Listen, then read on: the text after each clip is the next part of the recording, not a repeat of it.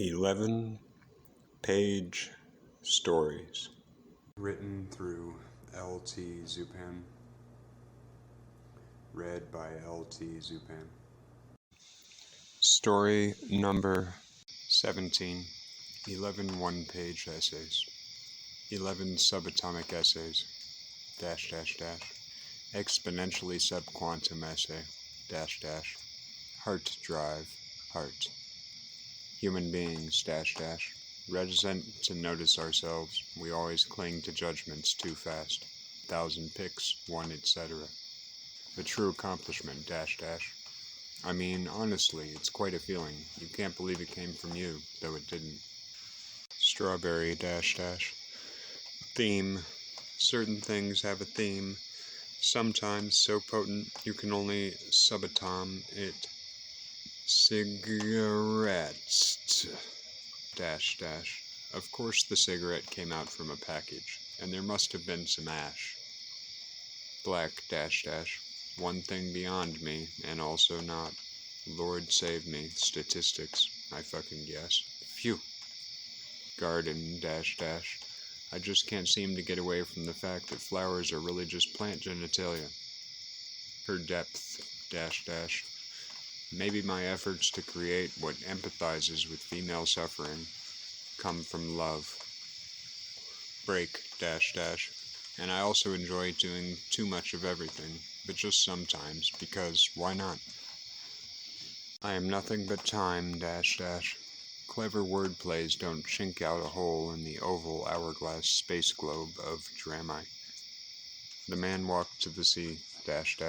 This is definitely the lead track, which is why I placed it first, among the mega-tiny stories. 11 micro-essays. ... You are the bad interpreter. I am not the bad expresser, if anyone has to be bad. ... This is an essay that is as good or as bad as you think it is, in every fucking goddamn way. Heaven. ...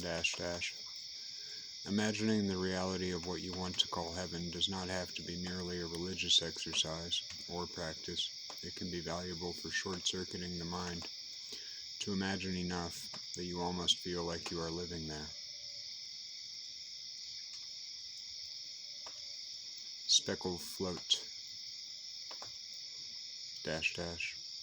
And it is so deeply stifled in that you feel guilty it took the time that it did to fight it away. And when you are back there, at the same old pure place, feeling the carried ends of repeated remembrance, I just get tired and highly offended a bit, too. Deuterino. ... I think we're on the same haiku, malleable and frank. As Walter has said, just because we're bereaved doesn't make us saps. Things float into my brain and I decide what to do with them when I have the freedom, to an extent, to do so.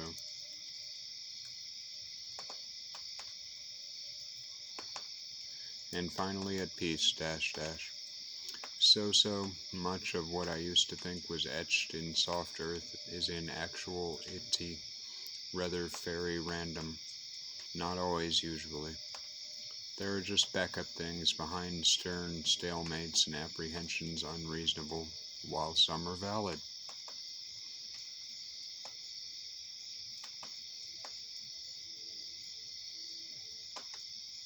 Introduction. ...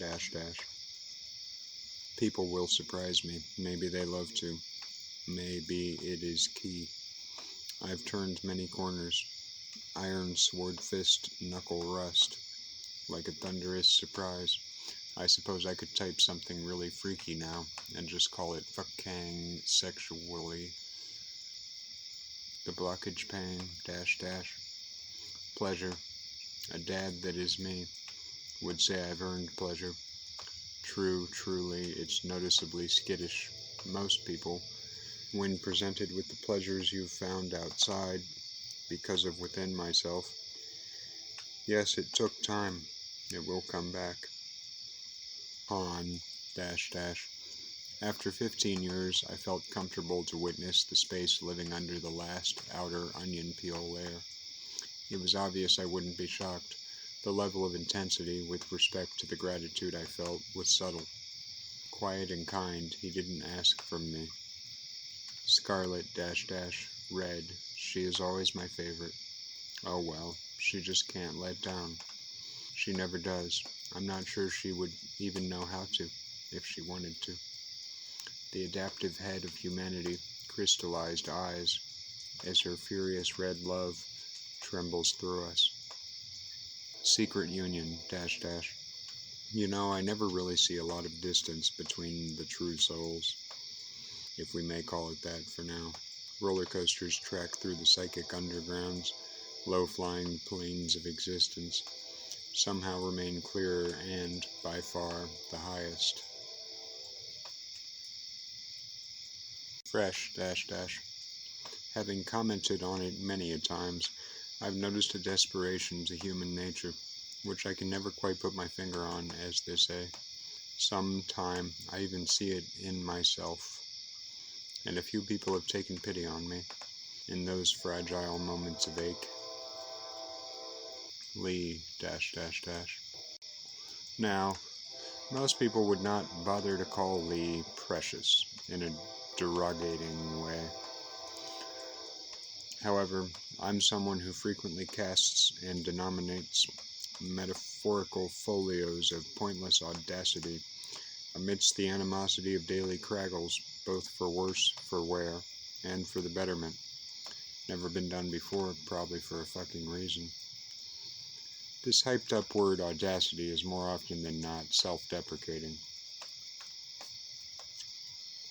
as Lee is really just being obnoxious most of the time, and just fucking calling it audacious. But, and ooh, here it comes, there is that Draco-Zarkonian cockring in the rough of a time where he is a little bit bold, meaning Lee can displace from himself and acknowledge the perceptions of a reader and proceed to write a lowly publicized one-page essay about Lee thinking about Lee thinking about Lee writing an essay about Lee writing, etc. But really, with some crucial side steps further, knotting and through, into the beyond the ceiling, as the christen touches the clasp sound effect, much like those cottagey toothpaste commercials, where the tooth sparkles a crystal ding when the microwave is done, and gunts, clouding twelse, but always more. Before Coprit and Sero, and then to a place where you can just live in the luck afforded Nazi casinos, small spaces that come after I wasted at least 2/3 of the thing on the goddamn preface. I even have to feel guilt for it, so such is the human condition, and everyone knows it could always be worse, and that is not a cop-out. Sometimes, 77%, we'll be right back after these messages of torture from our sponsors. Grab a conveyor line, the grinding escalator, into you. The machine is not over. We are the I am Lee.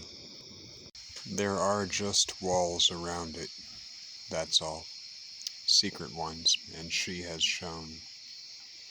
By the time I get to the last 3% of this book, right now, a man finally places the writing creature at his top secondary value, Lever, or highest carnation, not counting love.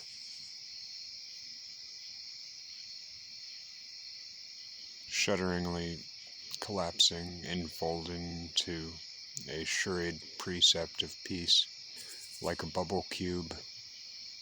It's soft and the texture is gradiented, even though that obviously doesn't make sense. If it knew a sense, such a nuisance. There is an unther line made of sand in the tantaled clay pot, analog ribbon stripes, dot matricking along the clow, and it says, beyond the exponentially subquanta levels. True heaven, yes, it is true, will soon include the lead ends as swell. And the gaps between drop out, slowly dissoluting, soon to where there is simply no difference between what is wanted, conjuring, written, and to what is. Kantafelt, dash, dash, dash. Not having enough time can make you feel all charged up from the rush of it. Anything to feel exhilaration, some of they have said sometimes. Still, time's passage is not always for the sake of poetry, or for the return to those left off in wanting. But not to be too positive, to the point of breaking or snapping and breaking off. There is a fundamental phenomena of a thing that functions as a way, like you lose something, it feeds into something gained, and then after all of that, you somehow manage to take it way even further, especially when no one was the least to expect. Ting. Just all the clamoring at the end of the night and at the end of the day, subsiding, resigning, fucking finally. These are two people, or is it four, that just enjoy being by the ocean, together. And additionally, but not separate, enjoy the finer things in life. Two people that know when to quit and don't care not to, but still go on, eager to experience more. Seasoned and tired, they find themselves lucky to have found each other, to have found another, one that thinks the same way and can battle with them against the swarming everyday hordes of non-perfection noise and handle it, all the time with the iron, kept seed that knows and reminds because it remembers that there is always an eventual settling of the dust, and we will return to ourselves, oceanic, time and time again, for as long as it takes, never truly forgetting. And yet, as the Russians say, 9, as the Germains say, 11, emergency, and the twins. Well, those two are on their way, aren't they? But only as part of a family, huh? Well, why not enjoy having a cause to celebrate? Now, I'm not one to just generate a strict rule for some bullshit reason, but I do listen to those that came before me and their selective wisdoms of restraint. Ultimately, for personal reasons. However, I have realized that a true and literal sequel to Goethe Fjelt is at least 8 years off into the distance, if it should ever manifest, which I doubt. And if it does, it will be for the sake of the children first, as well as the adults and myself, etc. Maybe then certain things I want to say now will be possible to utterate. Either way, everything crucial has already been accomplished.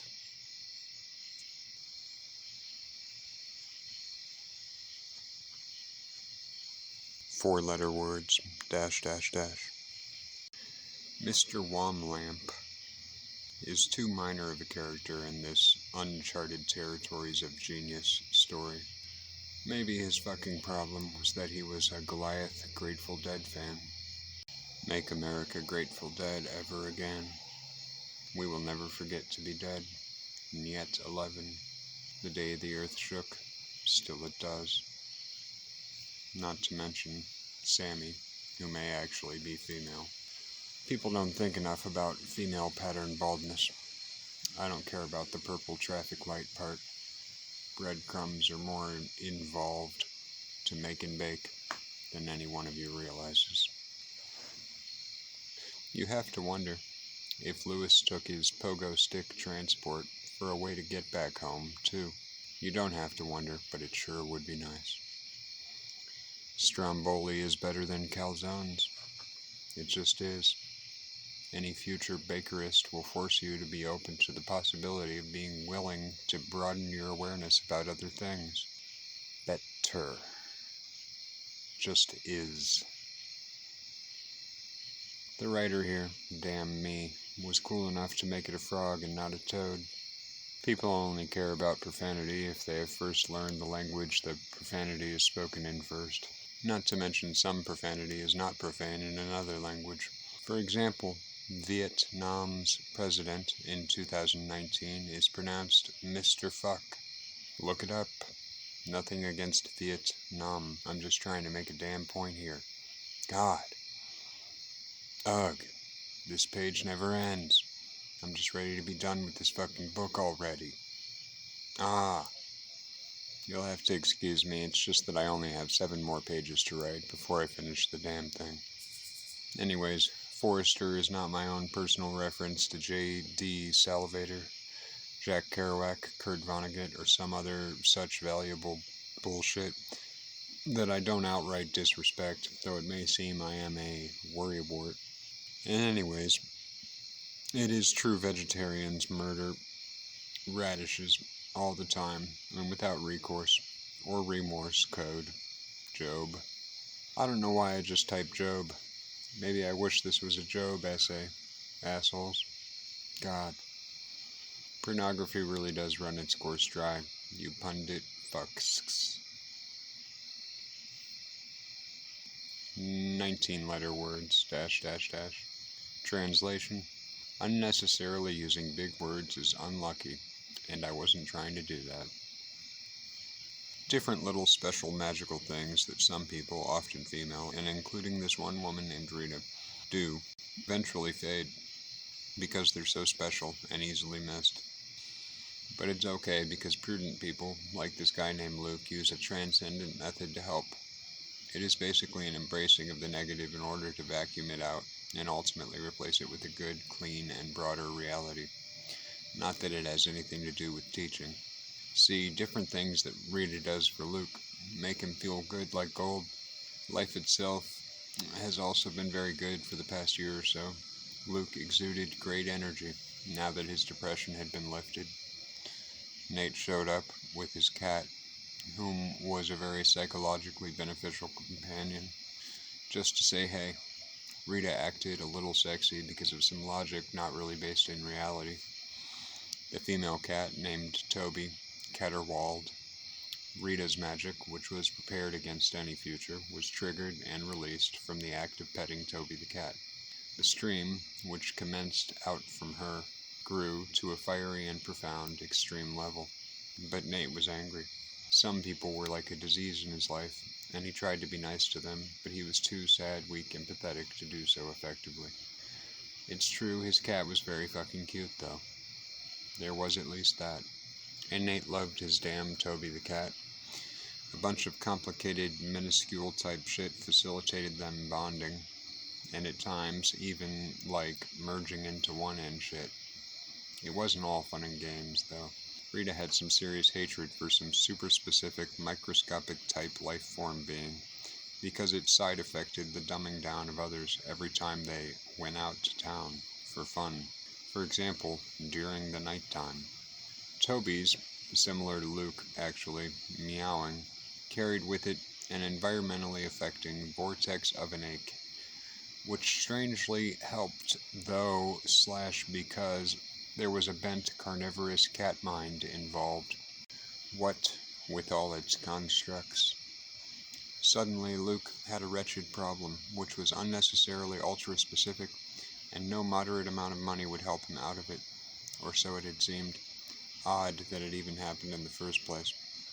Regardless, Rita was all wrapped up in lusting for some kind of a bullshit doctor because, internally, no sexual pun intended, what that doctor's professioning represented was something like sacred-ass hieroglyphics to her. She'd say he was almost a darn hierophant. Sex god and diamond dolphins, dash dash dash. One dash dash. I always thought when I was younger that sex would be just it. It overwhelmed my head so much when I was engrossed in thoughts of it. My entire faculties would get all buzzed in a heatedness, and having my greatest imaginings, when it came to my mental explorations of sexuality, would be, well, more than enough. Decades later, I managed to fulfill most of what I was urging to, and then recently, with the help of international travel, to take it much, much further. Not to give you the idea that I am a promiscuous individual, nothing could be farther from the truth. Still, my body can't keep up. Sex itself does have a limit to how much it can satisfy. 2 dash dash. I was raised with a fear of hell. Now I just have a distaste for hell. God, I have discovered to be love itself, the heart. Like I've never said that before. As for whatever may have all the power, I have slowly found I really don't fucking care at all. It should be love. Fingers crossed. 3 dash dash. It was originally intended to just be a third random thing I threw in there. Dolphins, that is. Back when I wrote the 7-page or so piece entitled Sex, God, and Dolphins. Around late 2001, when I was 20 or so. It was the first essay I wrote outside of school, of any length at any rate. I promptly lost or discarded it, which was out of character for me back then and now.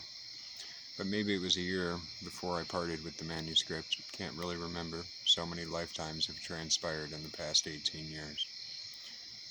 So now I had the idea, well, a month ago I did, to try and rewrite it as an extension of the original precept, and to give a form of completion to the several lost threads in my writing career.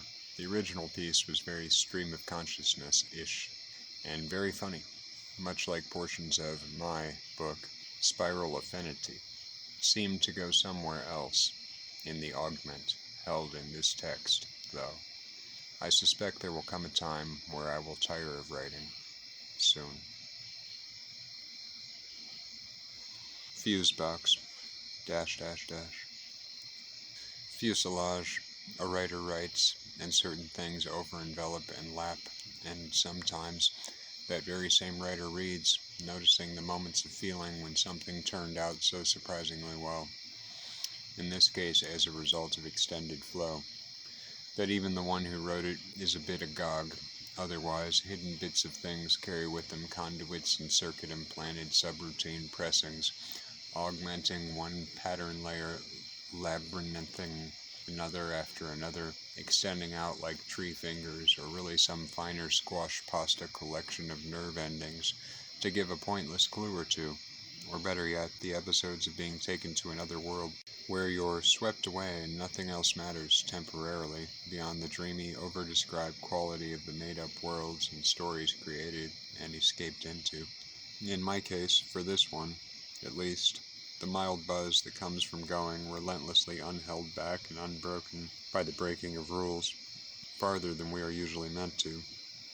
What with the limitations of everyday attention span and sentence, or thought, length strictures, not to mention the mild benefits of cathartic release and relation, you getting it and knowing you get it, and someone else does, especially if it's a held-up, pent-in negative group of feelings, or when someone caches one of your meaningless little references. Anyways, it still does help at all in the end. Nothing does for someone like me. It takes the close to impossible to satisfy my monthly existence, but I think I am reaching at least a buffer zone where it is not as extreme a place as it once was, usually is, has been, a place where, yes, it is, still is, far from perfect, but there is another caring there for me, to be with me, and to help me tweak me through, no meth pun intended. And what is a fuse? It is a thing that breaks so the connection between what could be damaged and the surging power source is severed, so as to prevent loss of appliance, metaphor intended with the word appliance. and the so forth. So at the center of the Fusebox story, of course, is sorrow, specifically boring sorrow, which is effective, and someone is at the center of the essay based on the story, specifically someone like me. So perhaps I'm willing to break for the sake of whatever we think we should prevent, but not really, considering that the accessories of a damn house are, by definition, not as primary as the homeowner's life. But I suppose it's all uncovered to me to be really an exegesis of the relationship between what is sacrificed for what else, and how most of the time, as an old wise friend of mine once said, all of that is usually just there in order to tell a good story. As stupid as we humans are, in order for that to be true, which it is, regardless, art exists for a reason, and, as non-reason, like an unfuse. Blink, dash, dash, dash. This is actually a difficult one to write an essay about, because it is so fragile and perfect. Not that I could take credit for that. It came about, anyhow, when I was leaving my love back in Nam. The thought for it came beforehand, as an idea for a one-page story that would just be a death scene. Just one page. Core and emotional. No fluff around it. Anyhow, as I was a week away from leaving the love of my life, Uyen, for 4 to 5 months, it occurred to me that this story was also a rather direct corollary to my current life. Suffice it to say, it was very easy for me to let the emotions this piece has come through. Now, if you will excuse me, I don't think I need to say anything else about something that speaks for itself, especially when I have already pontificated about life and death 1,001 times in my previous works. Good afternoon, Vietnam. I will never forget you too, William.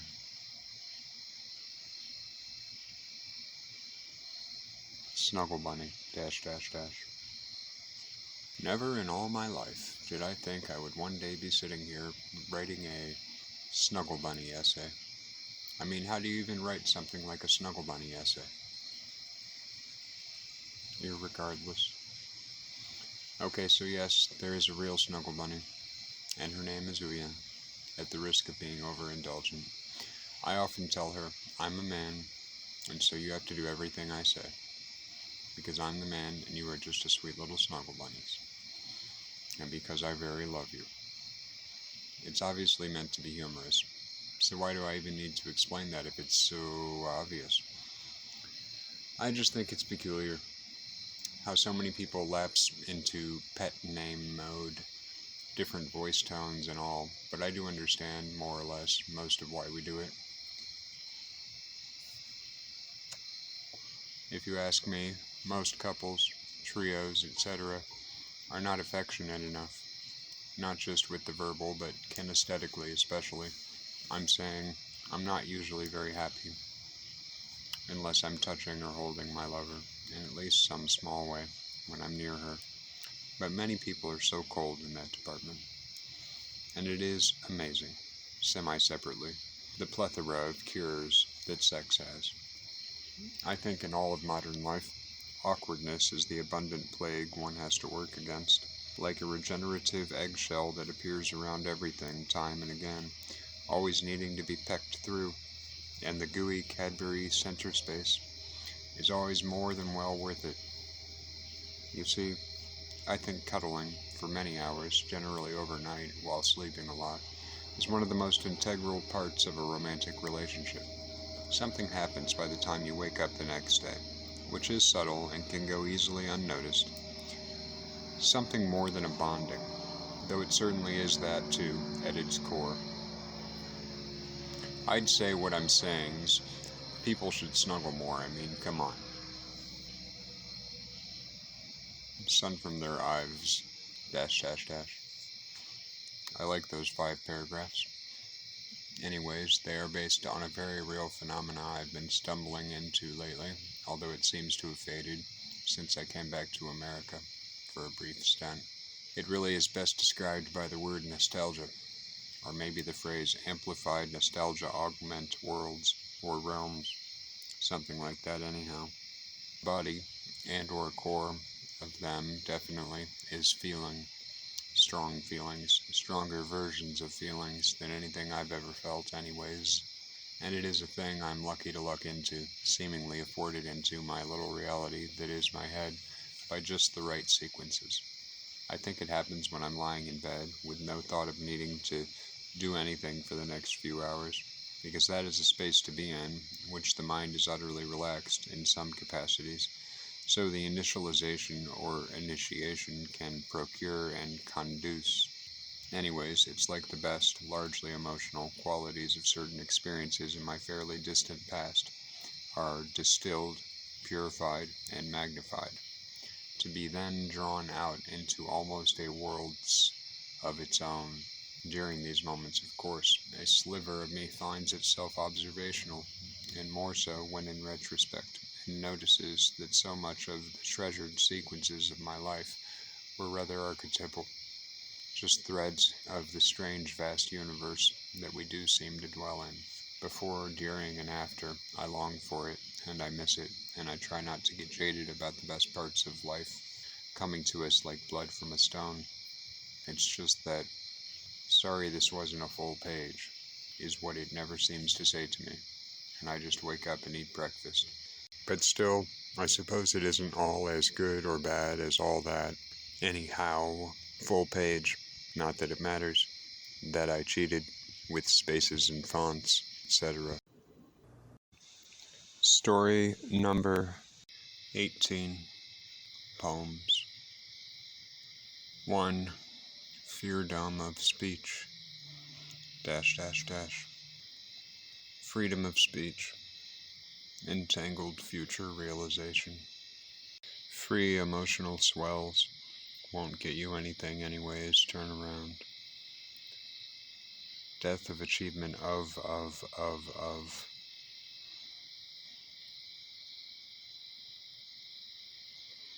Bad taste in the back of everywhere. Google alleyways, drop, re-denounce, repeated fucker. Be safe, suicide, be a knife. I don't expect intelligence to grow upon itself and learn love. Clinton and Trump's it all, a rack of bombas. Never heard that one before or after. Tie a string around a program. Collect. Freedom of feeling, felling, see, ling. Breaking down. All down. They installed another fucking joke today. 2. Society. Updated. 2018-year-olds. Running around, just 2,000 of them, not 3. I think I've reached the mortar phase. It's the one after the one after the... I think some people are 90. Get a bed, get an online dating account, get a fire burning in your intestines. Lament the broken nothingness. Pride yourself on tricky thoughts.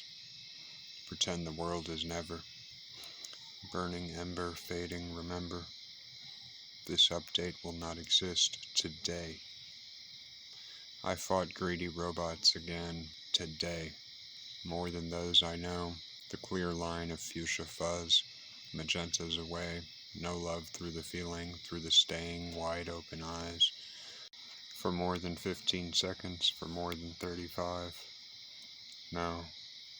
I opened my eyes. I didn't like what I saw. It took me. 3. Death surprise. Death surprise. The punching bags are mad. Flawless care design. It never skips a generation, even when it does. Death surprise and painted skull down. I think I missed something here. Which emotions are now illegal? The one where you know this planet will never be your home. Emote it out. Friend it around. I'll be gone soon. Just let your fear kill yet another thing.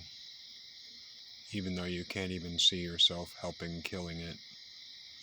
Such as poetry. Such is poetry. Death surprise, kids. Death surprise. Put it on the internet. Put it inside of yourself. The worst way possible, please, to interpret the phrase, death surprise. 4. Queen of the Dead, ... She finally died. I have nothing left but dry memory. It's finally gone. No hope to replace faith, no song. When you get older, it gets easier to go through the tired old motions you have always gone through anyways.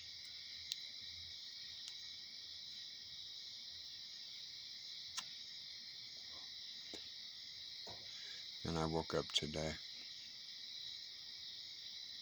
and I had a cup of coffee,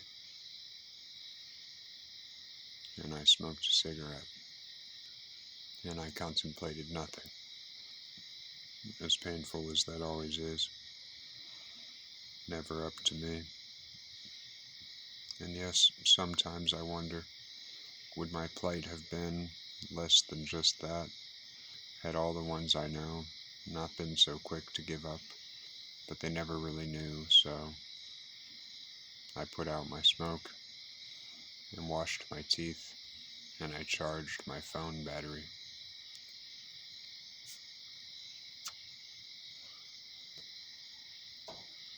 They're finally dead. Well, mostly dead to me. God or the devil let them keep their defibrillators, and so I am forced to care from time to time, if you want to call that alive. I said the drama is now dead. These are days. And as for me, I must refer you to the Queen of the Dead. Exit 37.5. I give it about 8 months, give or take.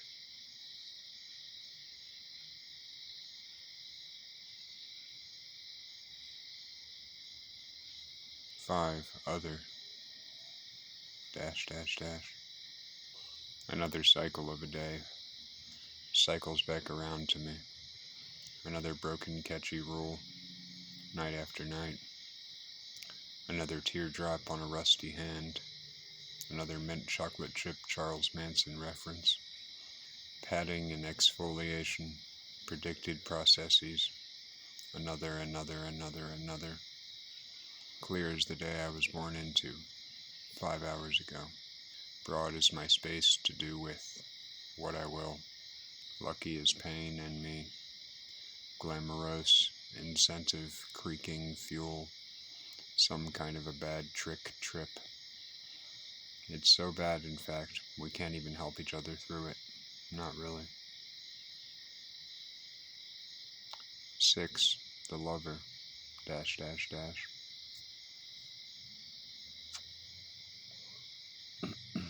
Pulling on my heartstrings. Ancient degradation. Ruination. Driving around in a car now, it would seem. Art is dead. The future is way too expensive. She is a series of sensory inputs. It never is. Escape? Ha.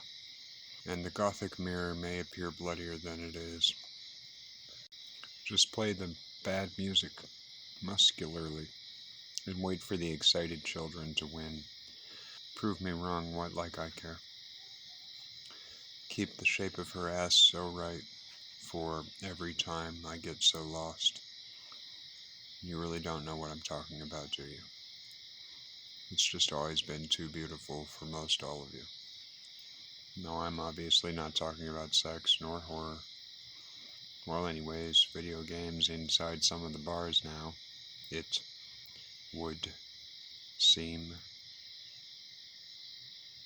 Never trust a world that does what it has done to me, let alone all the others. I'm too used up to love. Congratulations. Me, the lover, said. 7. Solder, dash, dash, dash. Write all the poems in a straight line. Time. Break. Can you tell me why? Wait, please don't try. No offense, you're just so rare. The few I address now, that is. Wait, break. I used to have this ritual where I would pull the curtains back, the veils. I would walk around the park and the block. I would find God. Wait, shut the fuck up. 8. Does. Dash, dash, dash. Green mahogany sweater. Tiny little dappled threads. Sweet as love coming off of those little curled hairs from her bell-shaped head and hairdo. Purple Triumph, cracked scooter fender dust. Crackly sound as it rides, she rides on through.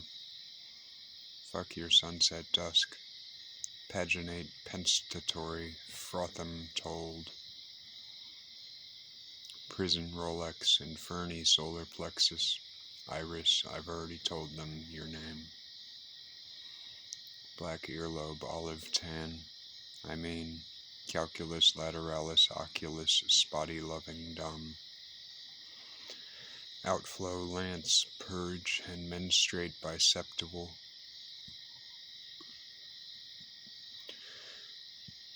Binary, trinary, over my goddamn self. She is servile, still another she has blood leather somewhere, in the middle, starting rainbows with wishy-washy quests for definition where you will never find anything other than what you wanted to think of those words you just read, because a rainbow, for example, is way beyond your fucking associations. Yes, it does. 9. MF well, dash, dash, dash. Well, you've all got it down to a science now. No one could stop me when I thought that was the way, so what can I say? Congratulations. In the name of progress, right?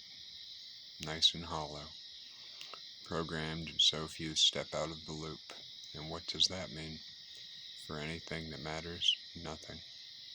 Those who don't get it can and will always take over and ruin it. For those such as myself, with a soft heart, and there is no solution. There's at least that, supposedly. 10. Traceless. So the staircase winds, and the portal whistles for once. The stars form a perfect circle, and I walk on through. My home is waiting for me. The gray on the tombstone is textured and new. The tunnel is apart from the likes of you. So I earned it by hating earning, and wanting it for even the likes of you, too. And I shake and I still, as I claw further. The colors and descriptors oscillate. So the staircase winds, and my emotions fall off dead with thoughts attached. And I crawl in the opening. 11. DDDDMMMM. Dash, dash, dash. I told myself I have to write this. I saw a little girl and she was automatic. My window is blocked by a huge flat screen PC. I witnessed the power and rage of a white snowplow radio black man's voice. The sky is usually gray. Stress is a creature with hooks on its hooks.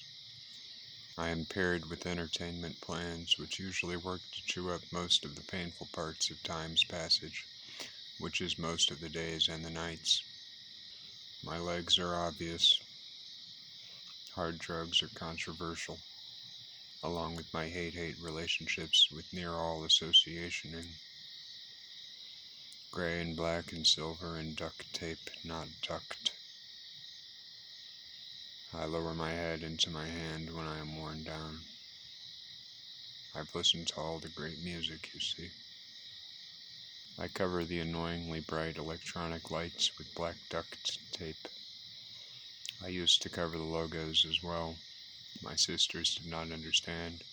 I just don't want to be forced to keep looking at a fucking apple with a bite taken out of it any more than I have to. You're not allowed to say certain things, and neither am I, right? Obviously. Curiosity is cliché. I shall soon be gone. And no, not to jail. Just someplace legitimate. You fucking so-called idiots. Why don't you go play some more goddamn chess? 12. Wishful. ... I'd like to think I'm wrong, but really though, I would. An assemblage of wires in a stricken anomaly. Pieces pulled together make 99.8% of how it is and must be. I'd like to take my little exceptions and run off past Barbados with them, so we don't have to haunt all the others who are living in our memories. I would not like to think, obviously. The pillows are accepting. My hypocrisy never ceases to be deafening. Rhyming never quits repeating the word obvious. True love is getting weeded out. Let me just get to the point. 13. Fucks. ... Coming up for air. I'm in that moment again now, where everything seems to work and feel right for a spell. That wasted commentary fades. I forget how I will forget again, and wake up back in the pit, and everyone's judgments of me in relation to it. How nice it is to breathe with the texture of the moment, romanced with how tried and hollow it is, alive in my own electricity, complete in my understandings, at peace. Time stretches before and after me. Nothing wrong with anything, except I forever miss her. Her whom I've never even met. You pathetic fucks. 14. Your imagination is a slave to your fear, and that is pathetic. ... It's supposed to be dangerous to try to write and explain everything to those who only accept some things. It's also played out. Moving on. Hey, why didn't you imagine something bad? Because you would. Sometimes I think it's all your animal brains know how to do. You know it takes courage to be decent. Did you know that? Anyways. 15. Not at all. ... The sweetest hug. How I miss snuggling. Did you know I used to do it all the time, when I had the chance? They used to try to articulate or iterate that I was too tactile, but I don't think they knew how to pull that word into existence at the times during which they needed it. No, they really didn't. By they, I mean former female lovers and leavings. Leaf. This world is all about eat some food and shit. Give me a break. Story number 19. Past Girls. An essay. Well, it all started with those Victoria's Secret catalogs, which came in the mail when I was 7, and which I mistakenly called Victoria's Secret's catalogs, until I walked by one of their large distribution or manufacturing centers last year or so. After that, my hoarding of those, that is, came my 3rd grade teacher. I found the magazines to hold an intentional transparency. Some force, almost violent and base, was tucked within itself and then pleasantly exposed, as a forgiveness of sorts, or as some might say, a transmutation. The 3rd grade teacher had a brunette, ocean spray, cranberry juice, logo-shaped hairstyle, only smaller, I believe. She was fresh out of college, etc., you know. Some women and men run on automatic, I've noticed. They express and get off on their activated strong suits, only stopping to breathe mentally around 5% of the time. The result is a largely loveless existence, flashy and fulfilled in some ways. Still, those deathbed regrets can be very clearly seen compiling themselves. I knew that different boys in the class liked her, and that she knew that. And other than a few basic fantasies which involved seeing her panties, I moved on pretty quickly. White panties, however, I would always visualize, cottony, not the silky, satiny texture and look that the Victoria's Secret models always wore. Ugh, now I'm actually thinking about bleachers for a second. Please, somebody fucking kill me. Anyways, I ultimately see her now as diluted and diluted, in whichever order. Around the 4th grade was the first and last time I actually groped an unwilling female. Definitely the worst thing I've ever done in my life, in those kinds of realms at least. It was when I was standing in a line in the hallways with all the other Catholic school students in line around me. And at around the same time came Bridget, the really overweight girl who passed a note to some girl to give to me, saying she had a crush on me. It was rather disturbing, I recall. The Native American girl in kindergarten, however, I did throw some crayons at, for which I found myself in some trouble. That girl I must have been drawn to on some weird primal animal levels, being as I am also Native American. I've always tended to believe that it's fair to only be willing to get romantically involved with someone as attractive and in shape as myself. Fair, that's how I see it. I also see it as a good match sort of a thing, generally speaking. Men who run around raping, etc. women are part of the horror category of this world, in my opinion, and they rank high on the list of things that need to change now. Right up there with torturers and terrorists. Less awful than them, of course, come the men who run around groping and otherwise harassing women or men, as opposed to assaulting them. These men have been my friends before, that is, until I notice their unexcusable behavior. I find it repellent, to say the least. And then there are the ones who go around and say terrible things to women and commit catcalls and the like. I can't offer any time to be around any of those types either. And I know I've been guilty of awful things before the age of 11, such as pulling my sister's hair, but somehow I grew out of it. To change this world on any basic level is like trying to declaw all the tigers and bears on Earth. When you really think about all the dimensions of doing that, it can bring a lot of confusion to my head. Still, I do have faith that one day we will find a way to fix this planet and its inhabitants completely enough. Later, I pursued a girl or two which I myself had a crush on, but I didn't pursue for too long, out of some kind of subconscious self-respect, I suppose. I did wonder, though, all that could have been, in terms of what a relationship would have been like, etc. A crush is like a dream or a hope sometimes, almost a vision at its best, or at its better, a bubble somewhere out there that one can send an emotional charge into and begin to experiment in their heart and mind with the concept of something truly special happening in one's life. And so it was with Katie. I think the effects within myself were what was needed, not any actual meeting with Katie.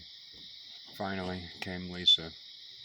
I ignored what I had heard about her, as I expected anyone who gave a fuck about me to ignore the things others said about myself, and spent 3 weeks with her, trying to lose my virginity. It finally happened. A lot of that relationship, I believe, was about two kids discovering what being in a relationship is, as well as the many interrelated dimensions attached to a relationship, to love and to sex. The aggressive and then relenting quality that some women have and that Lisa had stood out to me. Also, certain things stood out to me then as brighter and more textured, flesh itself, for example. And certain things amongst ourselves burnt out. We both moved on. I was now aware of my capacity to perform sexually and romantically in a relationship, and I carried that forward with me, into the heart of high school. Other than the unattainable cheerleader types, who seemed unreal to me, I focused on the next girl, Carrie Ann. Obviously, I'm going to leave out all the last names in this essay. Carrie Ann had been abused and had an obsession with giving oral sex to me for hours on end, which blew me away. Still, I eventually found it too difficult to reach her heart and develop any sort of legitimate bonds. She spoke of astral projection, which came from her ability to extend and disassociate from her body.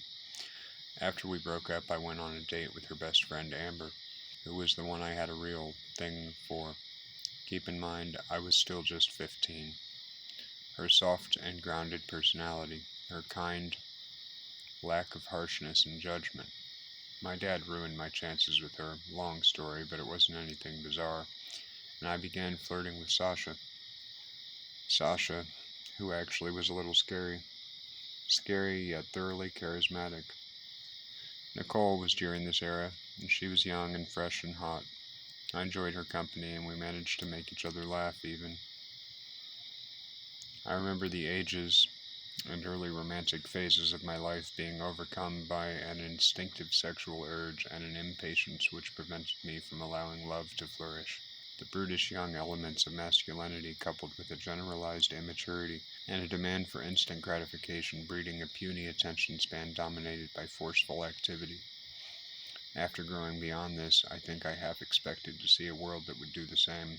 Decay is all that arrived to be witnessed by someone who had wasted so much himself. Every time I all but begged Nicole for oral sex, she resisted to the extreme. I think I finally managed to get 10 minutes out of her, the sex-obsessed kid that I was. I was fond of her ears and her Italian fire. After various flings, I met Jenny.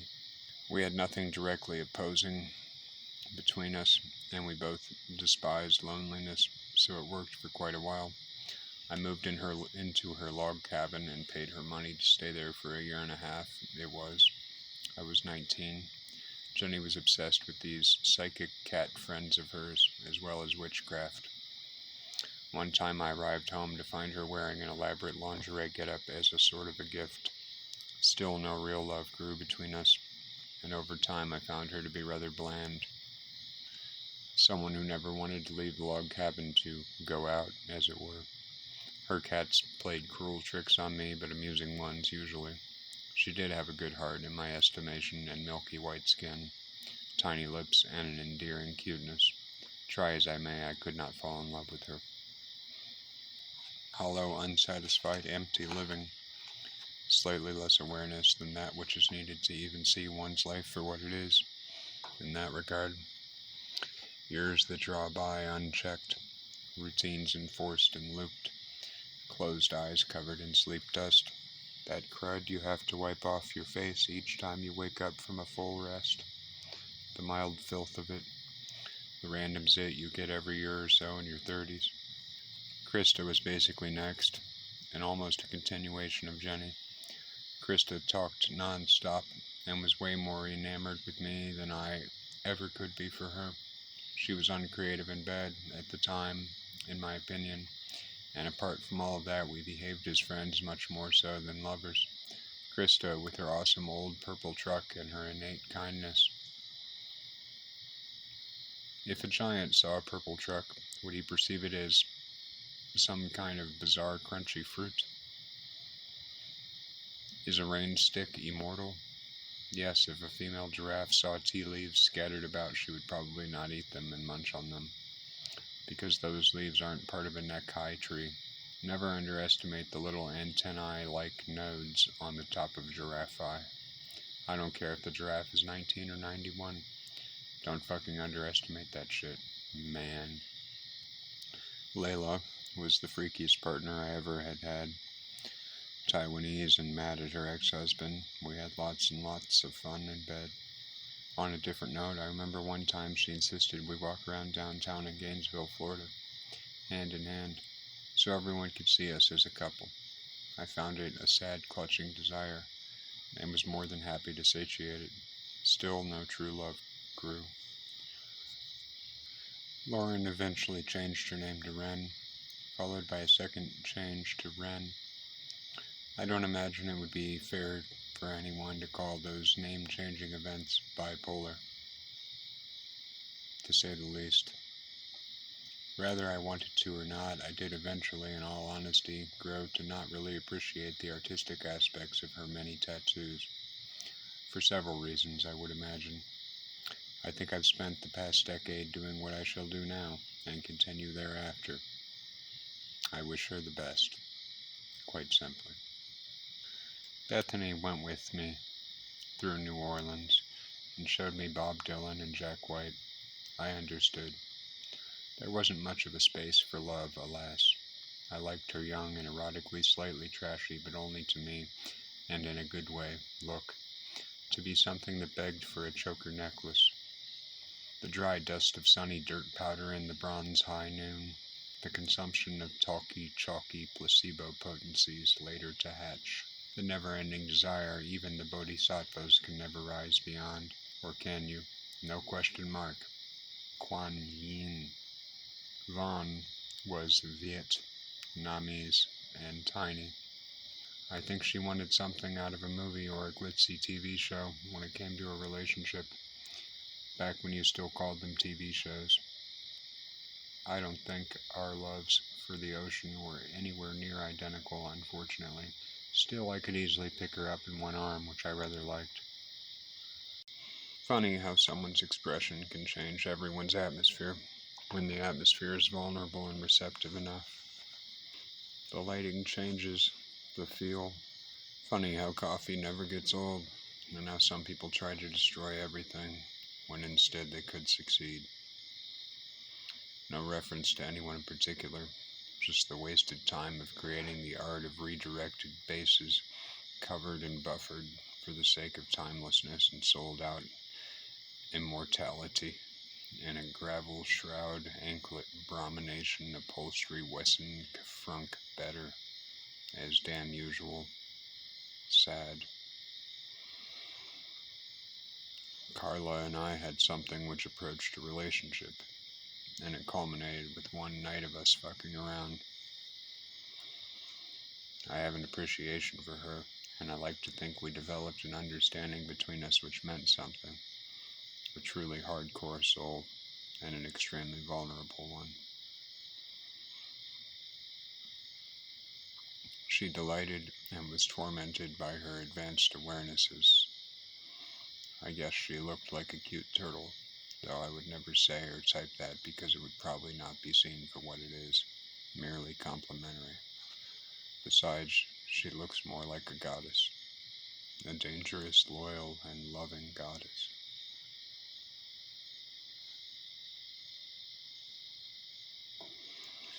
The chess pieces smash, but never on the beautiful freckles I cherished on Carla.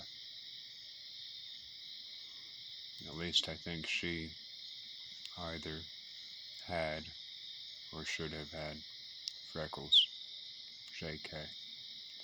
I met her pointed youngness as she worked at a grocery store, and I had just assumed arrogance was the key fuel in flirtation, like so many of the men before me, and still others yet to arrive. Arrogance.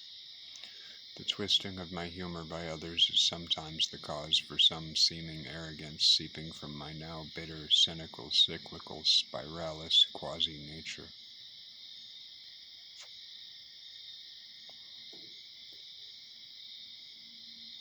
Life is fragile.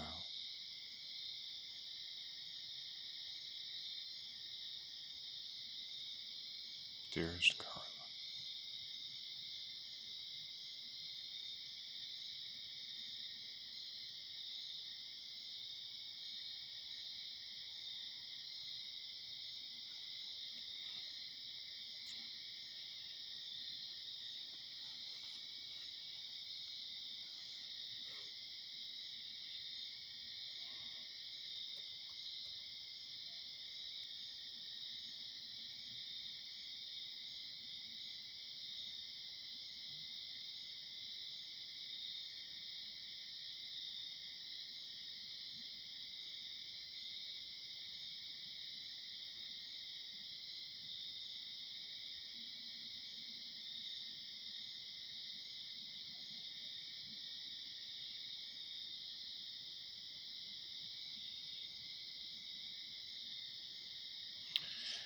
Nicola blended well with the mixed alcoholic drinks and the vampire movies I was fond of watching at the time, but she wasn't as talented at completely preventing her violence as I am at completely preventing mine. Ultimately, she really was an awkward sweetheart. I guess I just wasn't her type. I do think her Siberian cats are worth mentioning twice, and her sister was a little excessively nervous and extreme in how she affected others. Yet her mother was cool, in my awesome opinion. Ocean was way too fucking beautiful for her own good, at the time, I guess. Orange juice and vodka, how delightfully pulpy and bitter, when the timing of the complementary moods are waxing. Maybe some people just don't possess the past experiencing caused fire to bust out of every temporary emotional box, such as the boxes that remind us of how awkward the distance between two very different people with quite different backgrounds really is. The box that burdens one's analyses with the ache for newer, more advanced intelligences that render current analyzing irrelevant. Because it never seemed too difficult for me to break out of those containers that are supposedly cubic-shaped boxes, are always cubic. Escher, Usher, TV. Mouse was 19, yet thrived on behaving like a little girl. She liked to tuck herself away and then scream about it later. I did like her tininess. The only regret I have with her is that she thought I flipped her the finger as I left that Georgian day, when it was really just intended to be a joke of mine. First you give someone the middle finger, and then you extend your other finger so it becomes a peace sign. But I'm pretty sure she missed the part with the peace sign. Oh well, what can you do? Sometimes a struggle dies within oneself. I do wish people were not only more inventive, but more realistic in the idea generation and implementation phases, and more proactive there too, in terms of Synergy PDFs and packets in boots. Like, for example, someone inventing and installing a way to halt the spread of the few clearly contagious bad apples is rot. In many cases, many of those bad apples being male, in order to help all the rest of us not feel so irrelevant with our bright ideas. Star was almost the perfect amount of pretty. She was clever, sweet, and had nothing completely off or wrong about her. She always explained to others how she was from Modesto. It's funny how the little aspects of someone's facial structure stand out, and the ways with which they move and / to affect the subtle energies around them. She was borderline scrunchy. As usual, no real love was made to, or was possible to, exist.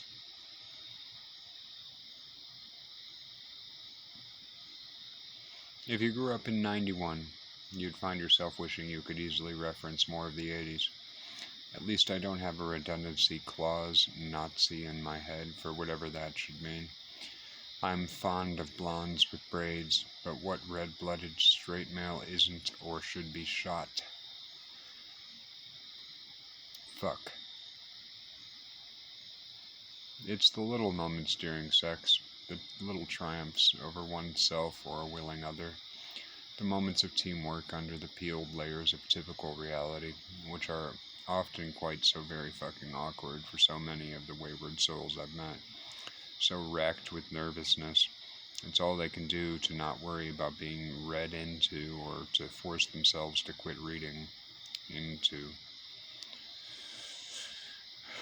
Radha in Hawaii inadvertently gave me my rainbow name. She had the same soft cheeks as Amber had had. She stayed with me through the months as a close companion for mostly the wrong reasons. During, and somewhat because of, my time with her, I was beginning to grow tired of seeking something that meant something with someone. The ratio of effort to results was just starting to wear me down.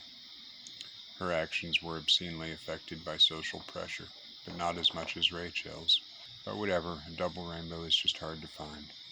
and a standing massage does not help with that fact, even when you can make the lightning bolt up from the ground and smash alive at will for all those that can hear.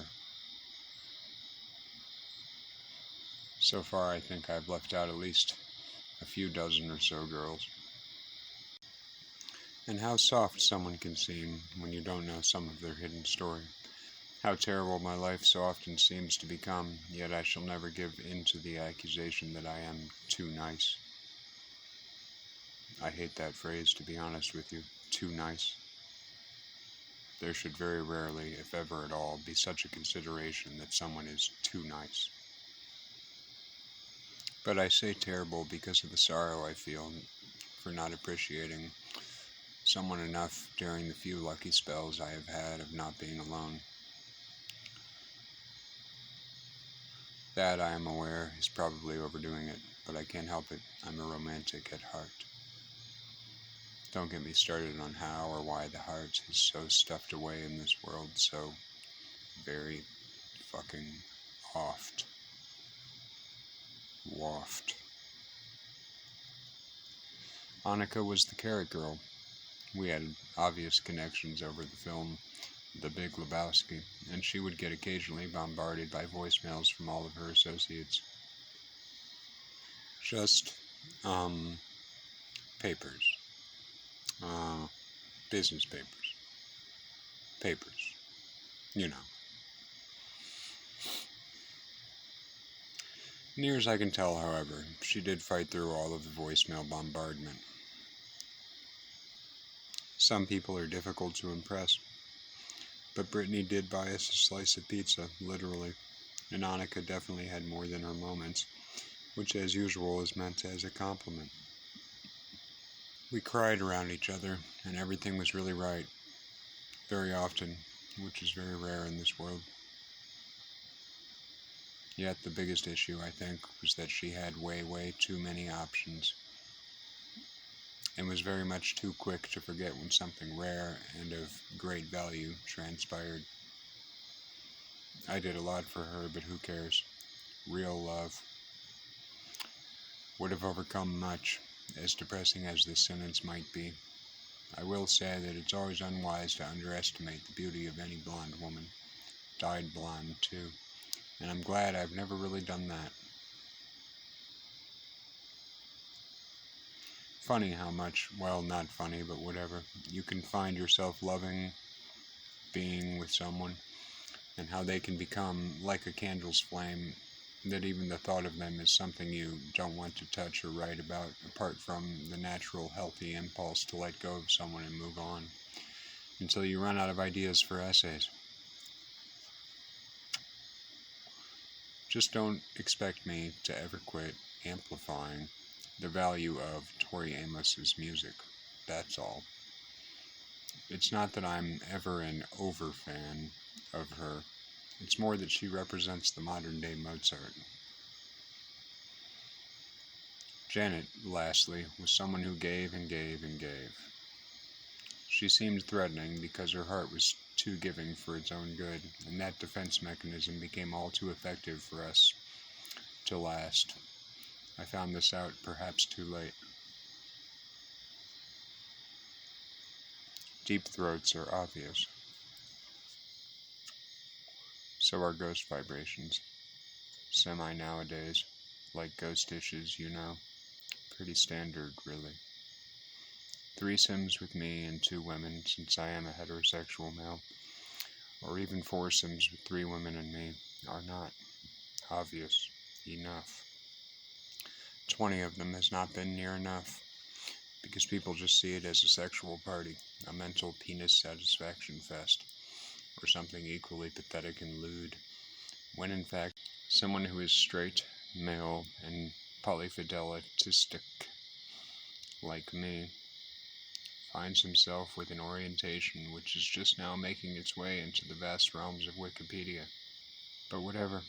Marilyn Monroe's discography is not even properly available as anything remotely close to a complete list on the fucking internet, which won't even matter by the time someone reads this, plus a few centuries, or virtually whatever, augmentally and og emotionally, whatever, like I've never typed that before. I've gone 3 years without sex before, and 4 years without a meaningful relationship. Unfortunate records for me, but I doubt that will recur. Conclusion, or conclusion, love, ideally, is what we all should want to triumph. At least I hope so.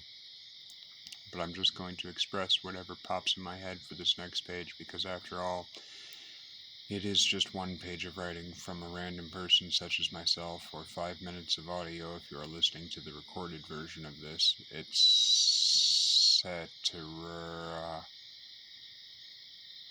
People are too obsessed with disgusting material and the pornographic and explicit avenues of life sometimes, such as gape. I loathe the word gape. I am fascinated by the different ways the energy of a woman or a girl opens up when caressed properly, however. The stroking open of the entire body of the female, which is a singular petal, in a way, until a need for a strong grip occurs, which subtly would involve the neck, not some kind of blatant front neck strangulation grip, but anything else sensually neck-related when it comes to the feminine, which it does.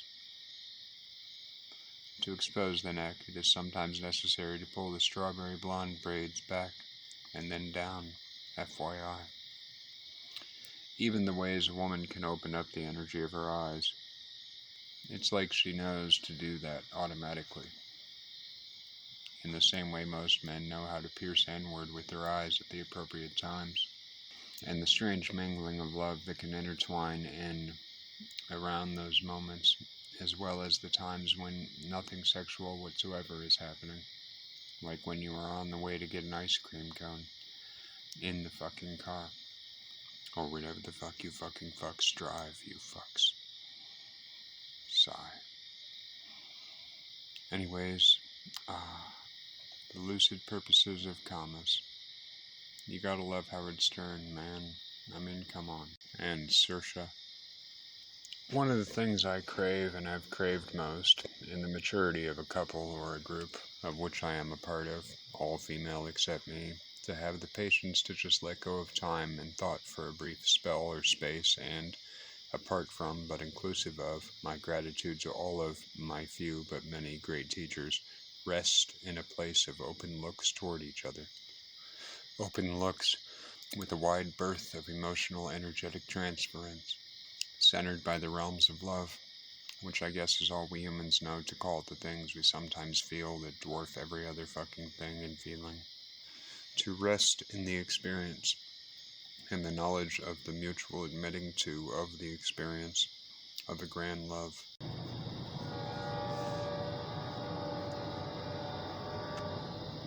To encourage and persuade that experience to grow and overtake as much of our timescapes as possible, etc.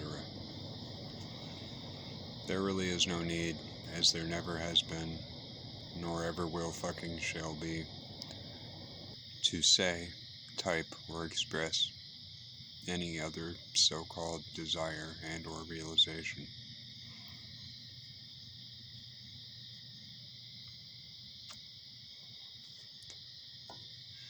I think I had eloquence in this arena a long time ago before it was trampled on and set ablaze. The smoldering ashes are among the infinite pebbles of nothingness that attempt to, yet shall never defeat, my and the aforementioned sentiments. So, best wishes to you and yours, truly.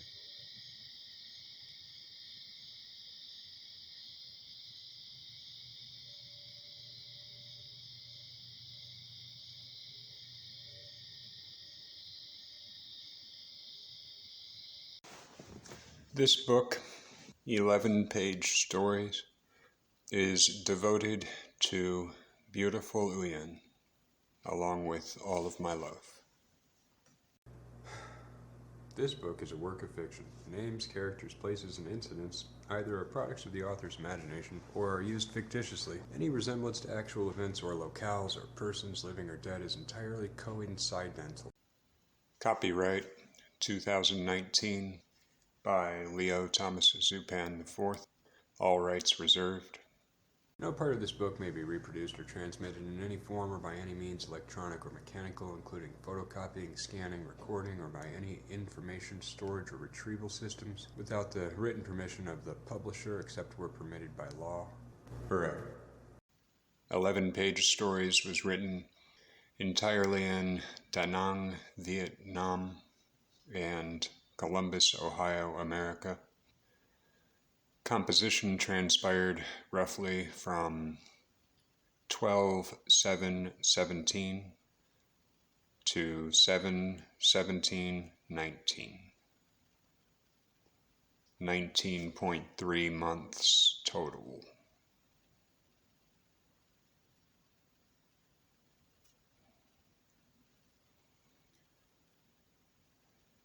Quote, I work on words quite separately.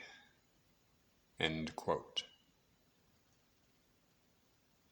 P.J. Harvey.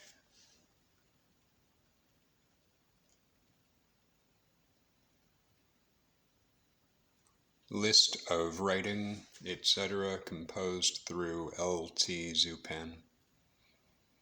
Sun Coffee Waiver, 1996 to 2006. Completed, yet there remains an extreme likelihood of permanent unreleasedness. Sapphire and Tendril, 1996 to 2006. Completed, yet there remains an extreme likelihood of permanent unreleasedness. Spiral Trinity, 2008 to 2009. Spiral Affinity, 2009. Spiral Unity, 2009 to 10-ish. Permanently unfinished and permanently unreleased. Travel Around Heart, 2012 to 2015. Passing Afterthoughts, 2015 to 2016. Goethe Fjelt, 2015 to 2017. Ink Storm Rumble, 2016 to 2021-ish. Unfinished as of late 2019. 11-page stories, 2017 to 2019. 55 songish poems, 2020.